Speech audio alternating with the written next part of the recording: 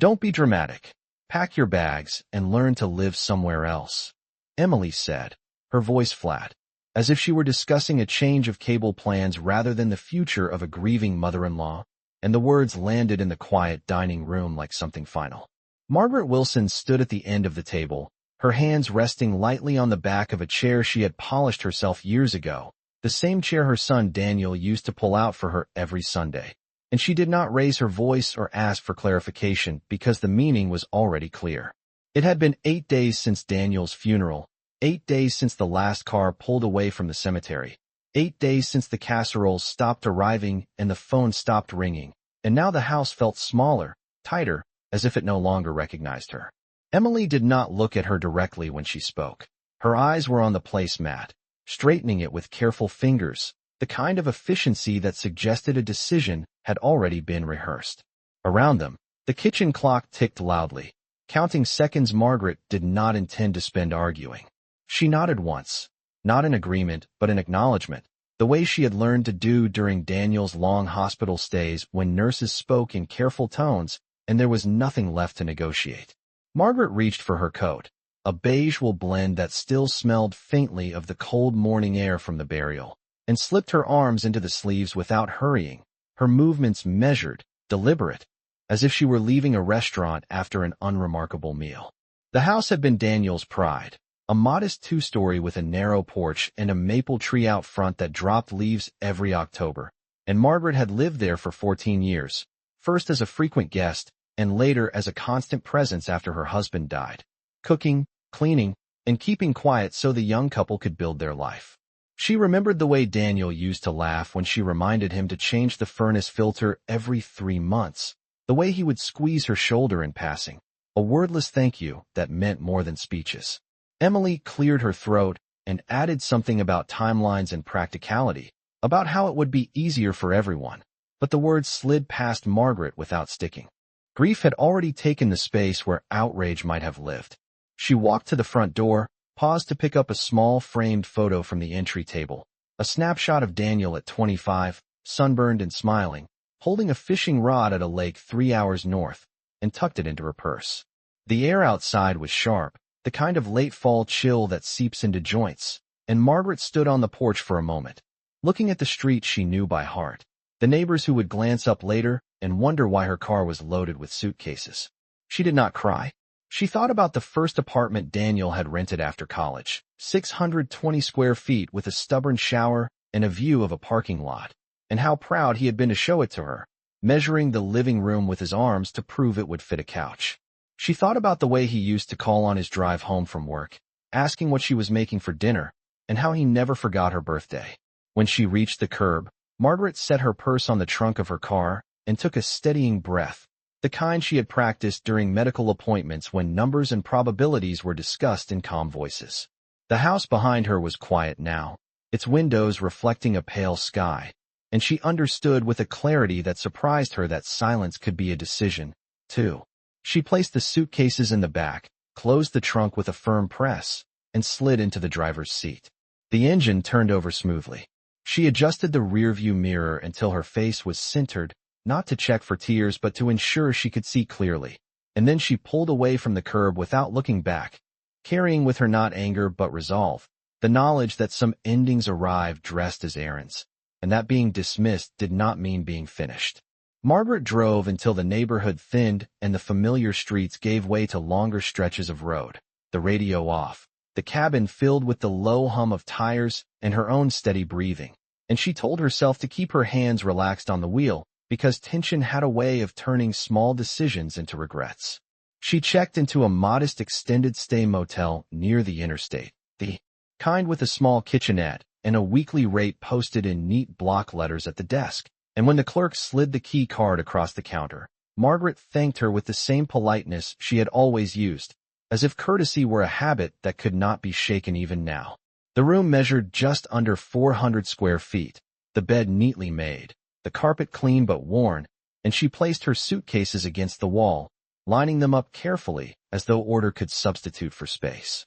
She sat on the edge of the bed and removed her shoes, noticing how quiet the room was, how the silence here differed from the house she had left, because this quiet belonged to no one and asked nothing of her. That first night, she unpacked slowly, folding clothes into the dresser, setting Daniel's photo on the nightstand, and rinsing a single mug in the sink before making tea, the kettle clicking softly as it heated. She did not sleep much.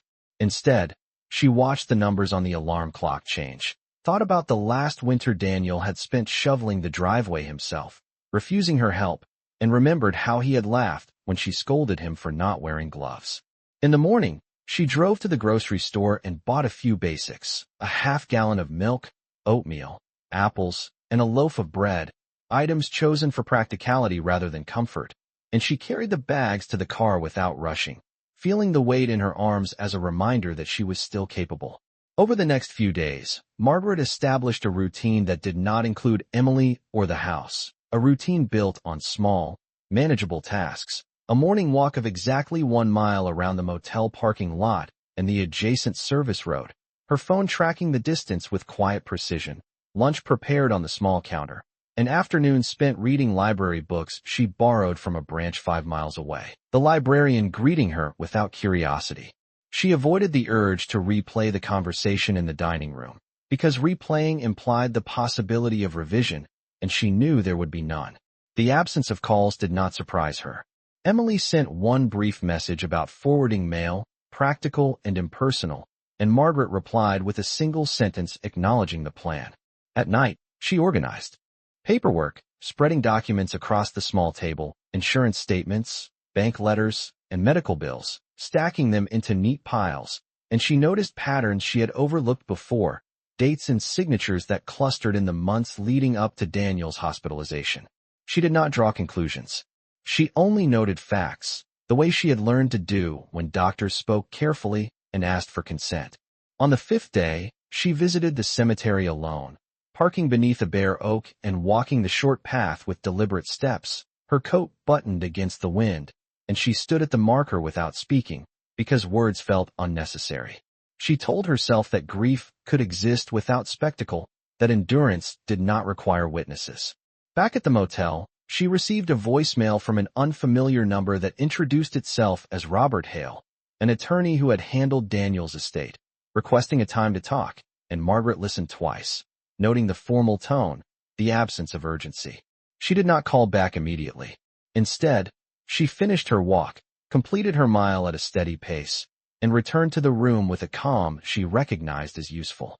When she did return the call, she scheduled a meeting for the following week, choosing a time that suited her, not because she expected confrontation, but because she understood the value of being unhurried. In the evenings, she cooked simple meals, measured portions, washed dishes, and wiped the counter clean, and with each small act, she felt the faint return of balance. Being asked to leave had not erased her years or her judgment. It had only changed her address.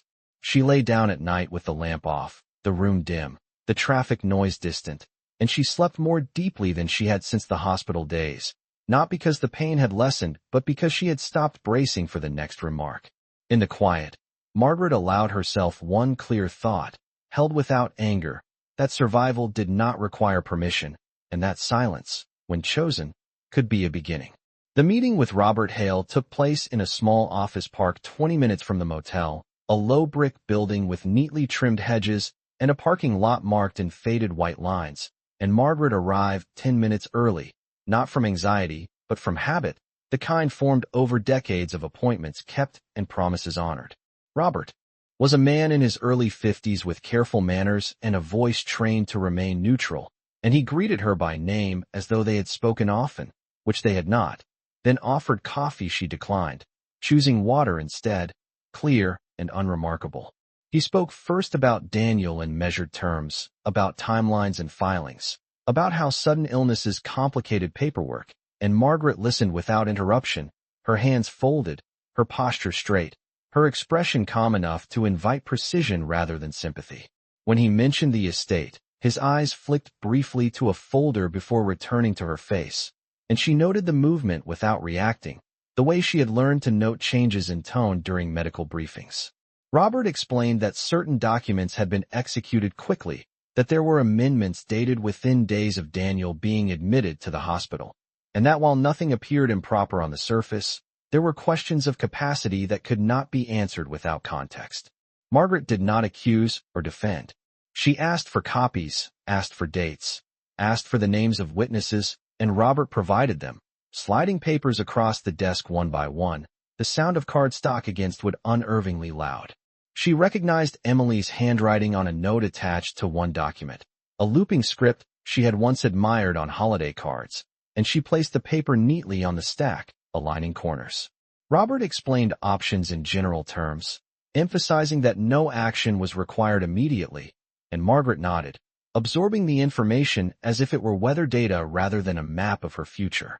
When the meeting ended, she thanked him and left without committing to anything, stepping back into the sunlight with the same unhurried pace she had maintained all morning.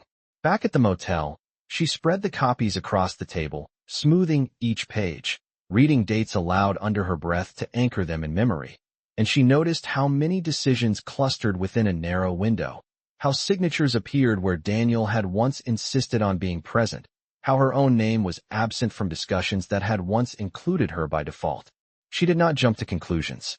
She wrote notes on a legal pad in clear block letters, listing questions rather than accusations, and she folded the pad carefully, placing it beside the documents. Over the next week, Margaret continued her routine, her mile-long walks steady and unbroken, her meals simple, her sleep improving in small increments, and she waited. Emily did not call. The house did not appear in her thoughts unless prompted by paperwork, and when it did, it felt distant, like a place she had once visited rather than lived. One afternoon, while returning library books, Margaret ran into a neighbor from the old street, a woman who spoke kindly and mentioned that contractors had been coming and going, that the porch railing was being replaced, that changes were underway. Margaret listened politely, thanked her for the update, and felt no rush of emotion, only a quiet acknowledgement that movement did not require her presence. That evening, she organized the documents into a slim binder, labeled sections, and placed it in her suitcase, not because she intended to act, but because she understood the value of readiness. She received an email from Robert with an attachment she had requested, and she replied with a brief acknowledgement, her tone professional, her questions precise. There was comfort in clarity. As days passed, Margaret noticed that the initial shock of displacement had settled into something firmer, a sense of standing on solid ground she had prepared herself to find. She began to consider next steps not as reactions, but as choices, weighing them the way she had once weighed college options with Daniel, laying out facts and allowing time to do its work. One evening, she cooked a small meal and ate at the table, the chair across from her empty, and she did not fill the silence with imagined conversations. Instead, she focused on what was present, the warmth of the food, the steadiness of her breath, the knowledge that understanding arrived not in bursts but through patience. Margaret closed the binder, placed it in the drawer, and turned off the light, aware that information, once gathered, did not demand immediate use, only careful custody, and that in waiting, she was not idle but prepared. As the days settled into a steady rhythm, Margaret found her thoughts drifting backward without invitation, not in sharp flashes but in orderly sequences, moments lining up as if they had been waiting for her attention, and she realized that memory, when approached calmly, had a way of revealing patterns she had once dismissed as ordinary. She remembered the first winter Emily moved into the house, how the thermostat settings became a point of quiet negotiation. Emily preferring lower temperatures and sealed windows, Daniel mediating with a laugh, promising to cover the heating bill himself, and Margaret stepping back without complaint, adjusting sweaters instead of asserting comfort. There had been the gradual changes after that, small and polite on the surface, such as being asked to move her gardening tools to the shed because the garage needed space, or suggestions that she no longer needed access to certain accounts because online banking made things simpler. At the time, Margaret had interpreted these shifts as the natural tightening of a young household asserting independence, and she had respected the boundary without examining who benefited most.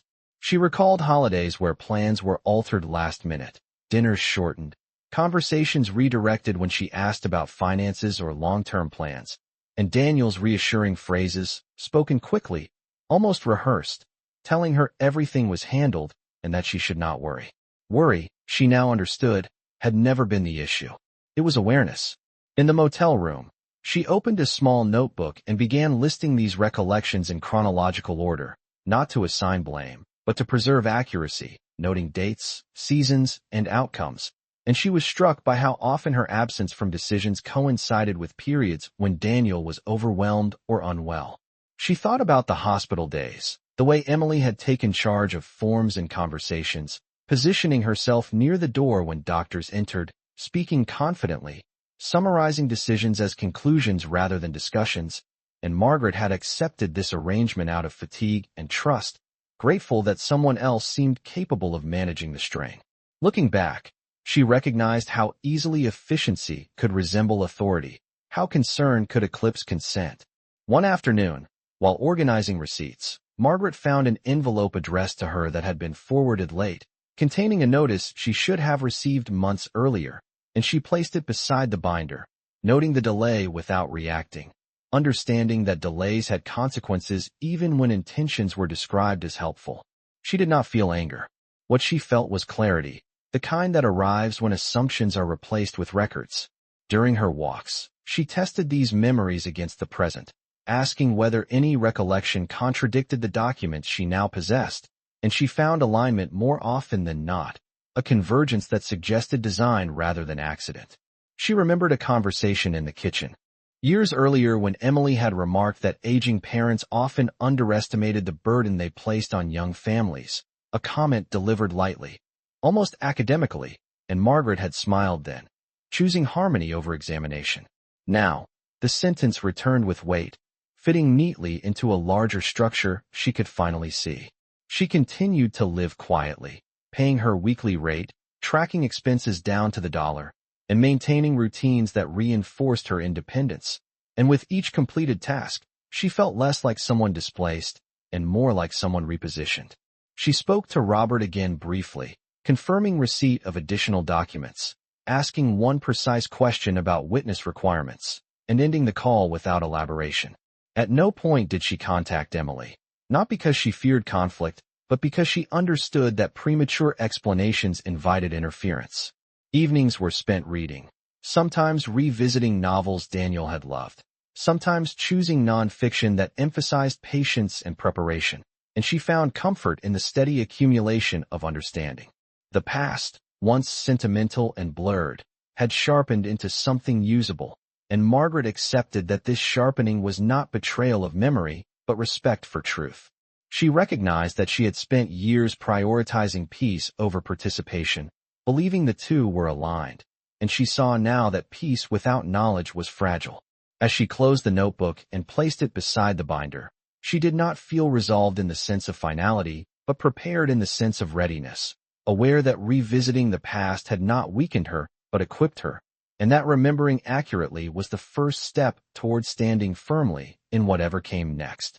The call from Robert came on a Tuesday morning while Margaret was measuring oats into a bowl, the spoon tapping softly against ceramic, and she let it ring once more before answering, not out of hesitation, but to finish the small task at hand, because she had learned that steadiness mattered.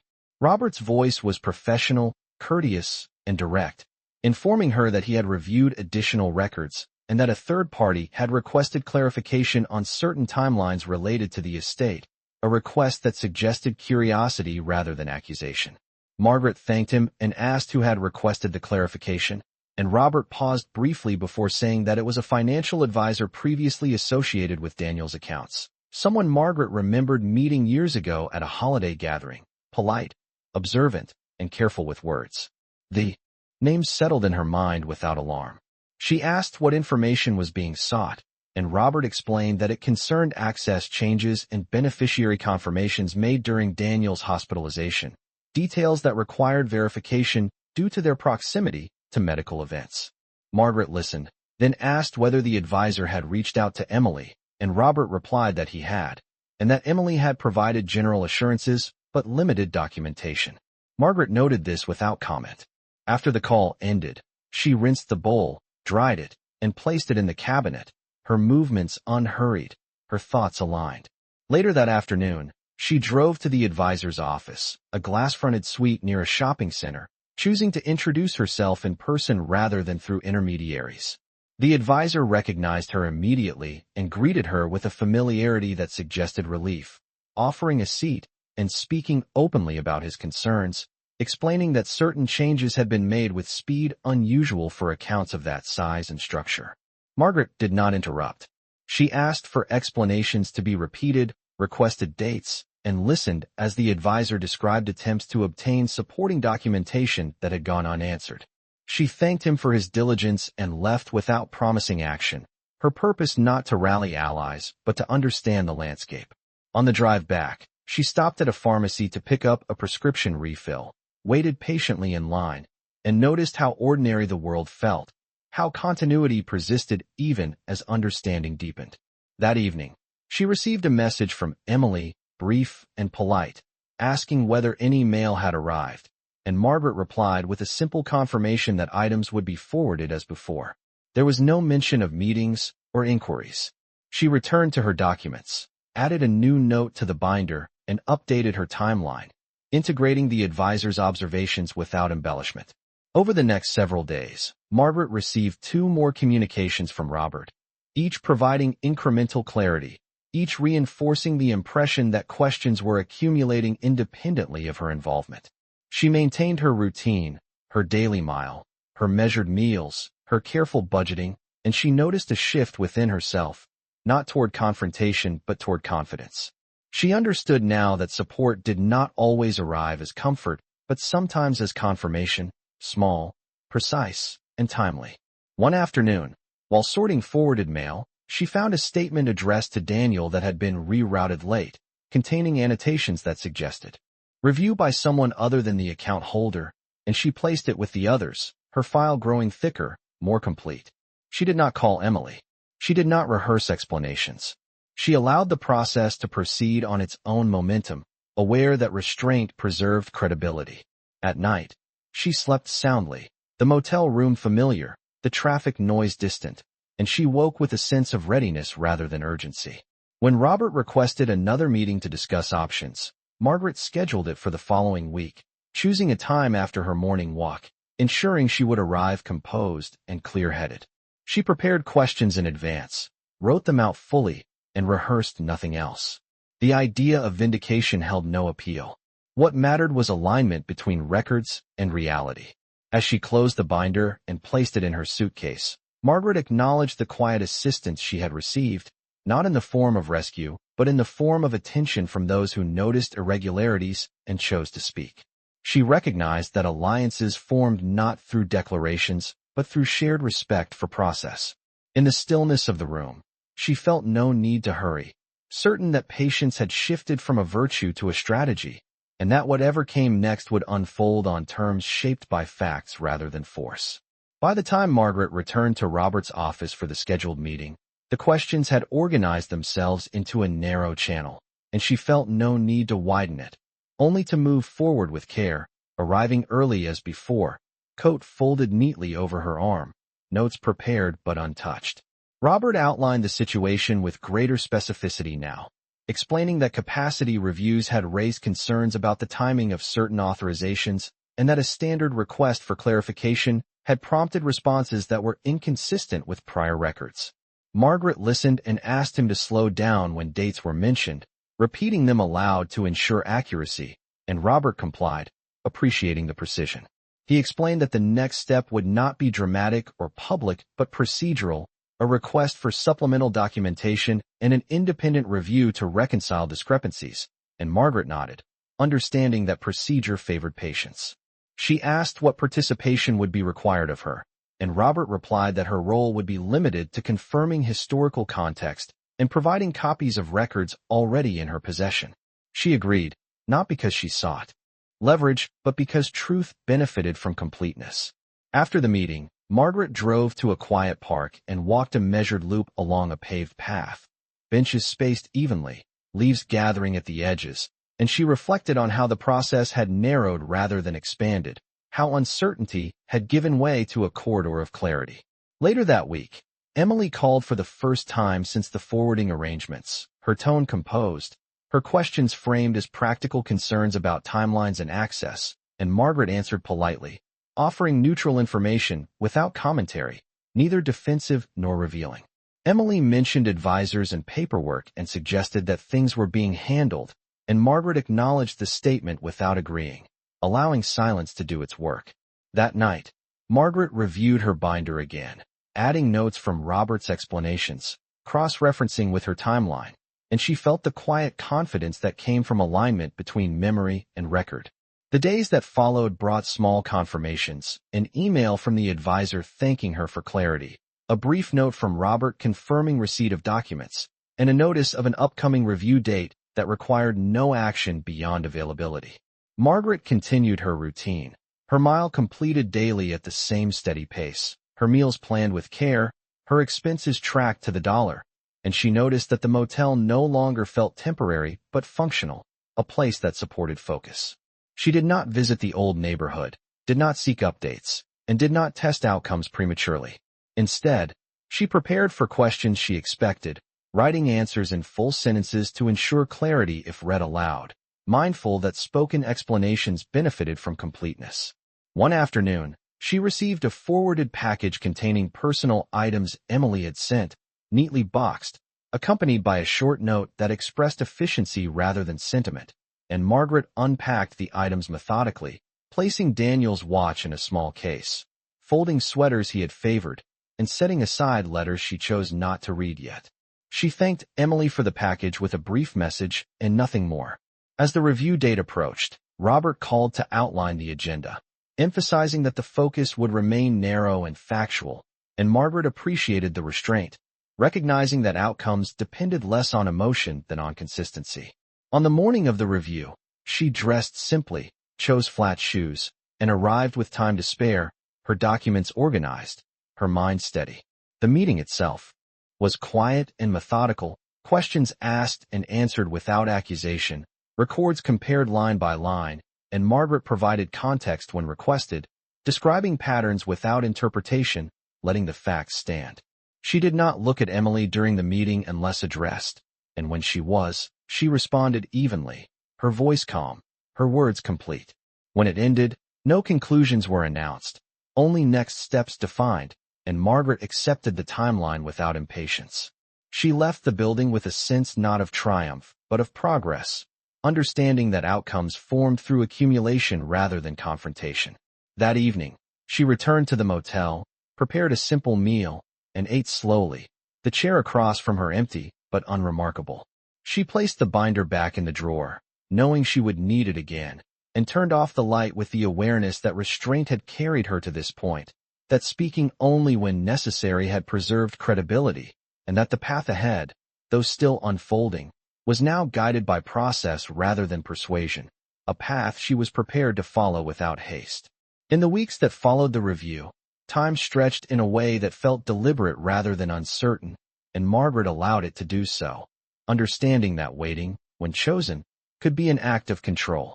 She returned to her routine with renewed consistency, waking at the same hour, completing her mile with the same measured pace, and preparing meals that balanced nutrition and economy, tracking costs in a small notebook that reflected her preference for clarity.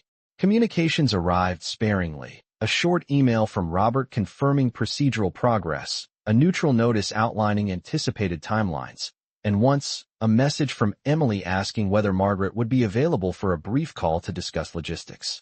Margaret replied that email was preferable, a simple boundary stated without explanation, and the conversation ended there. She did not speculate on motives. She focused on preparation.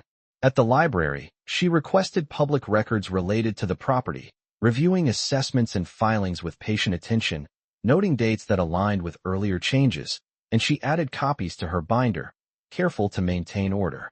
One afternoon, the financial advisor called again, not to alarm but to inform, mentioning that routine reconciliations had flagged inconsistencies now under review, and Margaret thanked him, declining to discuss details, trusting the process she had already set in motion. She recognized that allies did not need direction when facts spoke clearly. As days passed, Emily's messages grew more formal, references to advisors and schedules replacing earlier assumptions, and Margaret responded with polite brevity, confirming receipt and availability without elaboration. The absence of pressure confirmed her decision to remain measured. She used the waiting period to attend to practicalities, extending her motel stay at a negotiated weekly rate, updating her mailing address with institutions that required it, and consolidating accounts to simplify oversight. She donated items she no longer needed, keeping only what served function or memory, and she felt lighter for it, not diminished. One evening, while organizing Daniel's letters, she selected one and read it fully for the first time, absorbing his careful handwriting and steady tone, and she set it aside afterward, choosing to preserve memory without letting it dictate action. When Robert requested a follow-up meeting to outline preliminary findings, Margaret scheduled it without urgency, arriving as composed as before. The meeting confirmed what she had already inferred, that certain decisions required reconsideration, that documentation would need correction, and that adjustments would be made through established channels. Margaret asked precise questions, confirmed next steps, and thanked those present for their professionalism, leaving without commentary.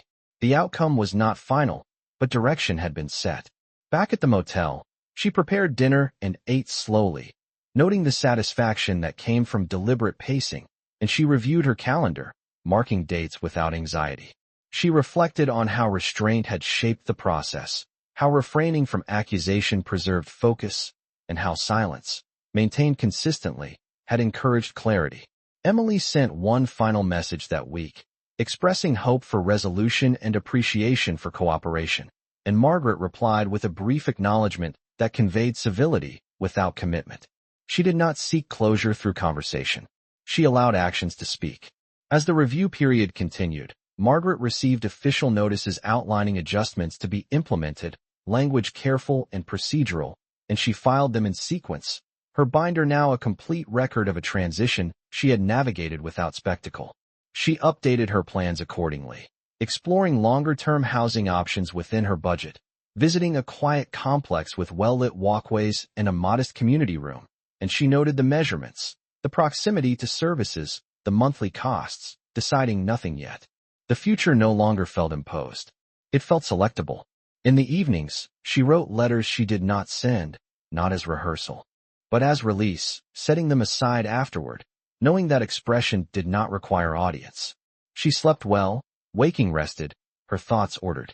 When the final notice arrived confirming procedural completion and outlining the next administrative steps, Margaret read it once, then placed it carefully in the drawer, aware that the path forward had been shaped not by confrontation but by patience, by choosing when to speak and when to remain still, and by trusting that consistency, maintained over time, could correct imbalances without raising a voice. She turned off the lamp and rested, certain that her quiet had not been empty but deliberate, and that it had carried her exactly where she needed to be. The request to meet arrived without urgency, an email forwarded by Robert that suggested a brief in-person conversation to confirm administrative details, and Margaret agreed to a time that fit her schedule, choosing mid-morning when her thoughts were clearest and her pace unhurried. The location was a neutral conference room near downtown, glass walls frosted for privacy, and when Margaret arrived, she took a seat at the far end of the table, placing her folder in front of her without opening it. Emily entered a few minutes later, composed but noticeably restrained, her posture careful, her smile practiced and brief, and she commented on the weather as though it were a shared concern rather than filler. Margaret returned the greeting politely and waited. Robert outlined the purpose of the meeting in simple terms, confirming that adjustments had been identified and that implementation would proceed according to established guidelines, then invited questions. Emily spoke first, asking about timelines and next steps, her voice steady but tight, and Margaret listened without reaction, noting how the questions framed certainty as inconvenience rather than consequence. When it was her turn, Margaret asked only for confirmation that records would be corrected to reflect accurate history and that future correspondence would include her directly, and Robert confirmed both points without hesitation. The exchange remained professional, restrained, and brief. There were no raised voices, no accusations, only acknowledgments and clarifications. At one point, Emily glanced toward Margaret as if expecting commentary, and Margaret met the look calmly, offering nothing beyond presence. The meeting concluded with formal thanks, and as chairs moved back and papers were gathered, Emily paused, then spoke quietly, saying she hoped they could move forward without difficulty. Margaret nodded. Once, not in agreement or refusal, but in recognition of the statement as it stood. Outside the building, the day was clear and cool, and Margaret walked a short distance before returning to her car, feeling no surge of relief or triumph, only a steady alignment between events and understanding.